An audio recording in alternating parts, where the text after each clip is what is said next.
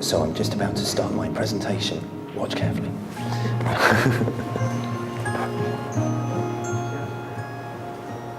Okay, I don't have PowerPoint. I'm just going to leave my slideshow running to give you an idea.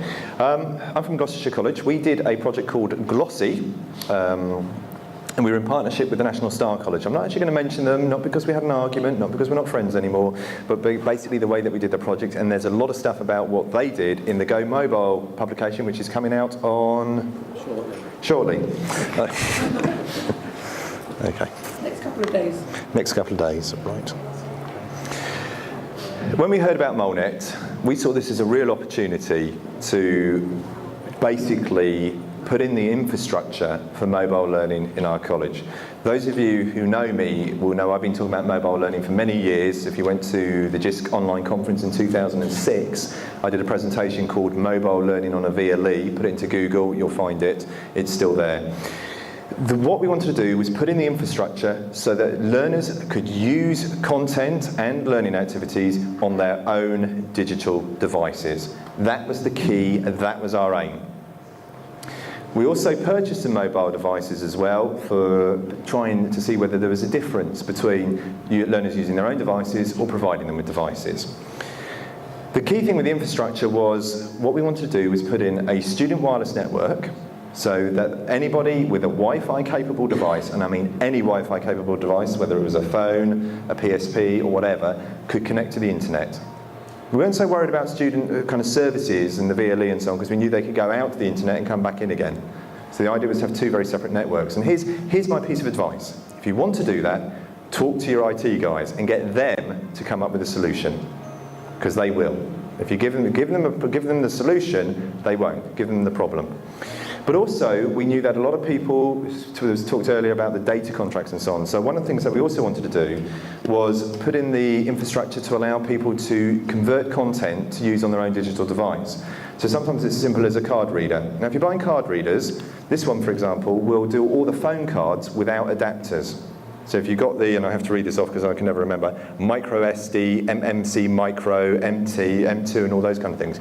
It will take all the phone cards without adapters, which is great. So what it allows students to do is do two things. One, take content from the VLE and put it on their mobile phone, but also it allows it to go the other way, to take content from their mobile phone and put it in their learning assignments. So we're very much about students creating content and using the camera phones. But also what we wanted them to do was to be aware of being able to convert content to use on any digital device. For me, MoLeNET is about mobile learning, it's about mobile devices. I mean, that's a bit of a, I'm looking at Jill here, hoping that she won't stare me out or something. But I was also interested in using MoLeNET as a catalyst to get people to learn wherever they are, whether that be on the bus, in the train, in Starbucks, or at home on their sofa. So one of the things that we also allowed the stuff to do, as well as convert into mobile formats, was also, for example, students could take a PowerPoint presentation and convert it into a DVD to play on a DVD player from Asda for £15. That was one of the key things. The lowest denominator for us was, can you use a computer in the library? That's as far as it was in. If they could access the content on a computer in the library, we were happy. If they then wanted to take it that next stage, then they could. And that was one of the key things. So the key things were putting in a student wireless network, the technologies, the software and the hardware to allow students to convert and change content and add content and create content, and the ability to move that between devices via Bluetooth, via cable, via cards. Very little, didn't really look at kind of data contracts too heavily on that perspective. Wi-Fi. Now this was a real challenge for us because obviously we had a we had an admin wireless network which was designed on the basis of 5 laptop trolleys with 30 laptops in and a few managers using laptops as well. As soon as you want to do student Wi-Fi, as soon as you want to do kind of device, class set of PSPs, for example, 20 PSPs all wireless, 20 iPod Touches all wireless in all classrooms, real kind of scalability problems. So one of the things that we spent a long time doing was using the right kit. So we were using Cisco wireless routers that allowed 250 clients on them, and we had multiple ones. We were doing lots of testings. The advantage to us now is, of course, with the wireless network in place, is we can now track where wireless devices are. So if we know a student is using a Wi-Fi device, we can actually track to the room in which they're using it by triangulation. It's great. But we've now started to use RFID tags as well, which the wireless network can pick up. And when we had our inspection this year, unfortunately, it wasn't just quite ready in time to do the RFID. We were going to put RFID tags in the badges that we give the inspectors so we could track them. I should have written my notes rather than put them on my iPod. The key thing with the Wi-Fi was it was a balance between let's be innovative and security. Innovative and security. Authentication. Can we have authenticated users? Due to kind of technical problems with the equipment that we were using, we did put a kind of ad hoc system in place that meant you had to register your device, pass over the MAC address, and you were given a username and password. We now have in place a system where they use their network username and password, and they can bring in a device, they log in, and they're registered for 12 hours. Whatever, and the system does check their system for viruses and so on if it's a Windows PC, otherwise it just lets you in. Now this went live beginning of October, but the previous system was in place. Now here's another piece of advice if you want to embed mobile learning into your college. I talked to my IT guys and they said, look, we're not quite there for the start of term. Do you mind not saying anything about the Wi-Fi in your students' inductions and we'll do something a bit later? And I said, fine, no worries, that's what you want, no problem at all.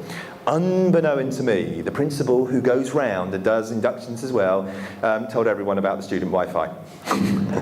So I'm going up to students and saying, oh, because I've been a bit illicit, said, do you know about the student Wi-Fi? I said, yeah, we know about it, we've been here for weeks, we've had a whole system. So that has been a huge success. Learners are bringing in their laptops, their EPCs, their Wi-Fi devices, and are using that network in order to access learning. Of course, it creates its own problems now. It's like, well, I mean, where do you charge? Where's the charging points? And there's issues then with heat and so on. So we're now looking in our estates guys, kind of looking at those kind of things. Got a whole range of gadgets here. Unfortunately, all the batteries seem to have run out, so I'm just going to show a few things. I'm just going to pass these around, actually. Copper soldering on a iPod Nano.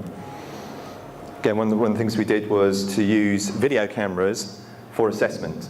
So we got some cameras as well, and we were trying this out for the first time to video things and then convert them so students could use them on their own iPods and their own devices to reflect on their own practice. One of the things that I think has been the great success for us is the PSP, but more importantly, the PSP with camera.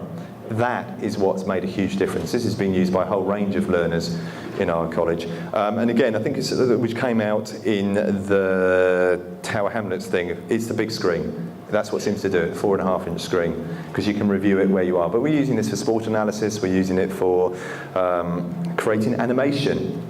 Simple, the students use this to take loads of still photographs, bring it into a Mac, using something like iMovie or Windows Movie Maker on a Windows PC, and creating a simple animation with their own soundtrack. It's a whole range of different things.